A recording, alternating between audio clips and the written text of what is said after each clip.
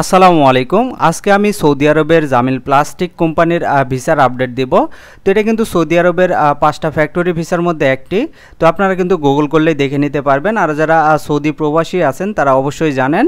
তো যাই হোক, আমি এই কোম্পানির কাজের ধরন, বেতন, অন্যান্য সুযোগ সুবিধা সব কিছু আপনাদের সাথে আলোচনা করব। তো এই কোম্পানিতে যে কাজ রয়েছে তা হলো ফ্যাক্টরি ওয়ার্কার। এটার বেতন রয়েছে 1100 সৌদি রিয়াল এবং খাবার বাবদ 300 রিয়াল।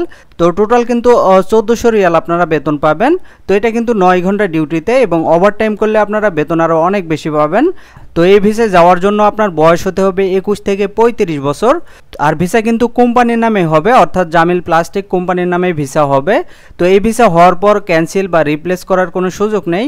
আর ভিসা হওয়ার 20 দিনের মধ্যে ফ্লাইট করতে হবে। তো এই ভিসার যদি সুযোগ সুবিধা এবং শর্তাবলীর কথা আপনাদের বলি, তো এই ভিসার মেয়াদ কিন্তু 2 বছর হবে, যেটা নবায়নযোগ্য, অর্থাৎ 2 বছর পর আবার রিনিউ করা যাবে। আর এখানে থাকা, চিকিৎসা এবং ইকামা খরচ কোম্পানি বহন করবে। আর অন্যান্য সুযোগ সুবিধা আপনারা সৌদির লেবার ল অনুযায়ী পাবেন। তো যারা এই ফ্যাক্টরি কাজে যেতে ইচ্ছুক তারা স্ক্রিনে দেওয়া নাম্বারে যোগাযোগ করবেন।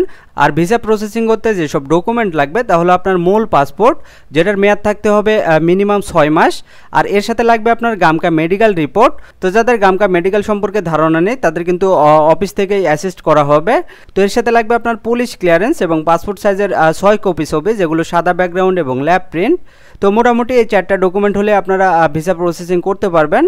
তো আপনারা বিস্তারিত জানতে স্ক্রিনে দেওয়া নাম্বারে যোগাযোগ করবেন। আপনারা চাইলে অফিসে এসে সরাসরি কথা বলতে পারেন। তো এই ছিল আজকের সৌদি আরবের জামিল প্লাস্টিক ইন্ডাস্ট্রিজ কোম্পানির ভিসার আপডেট।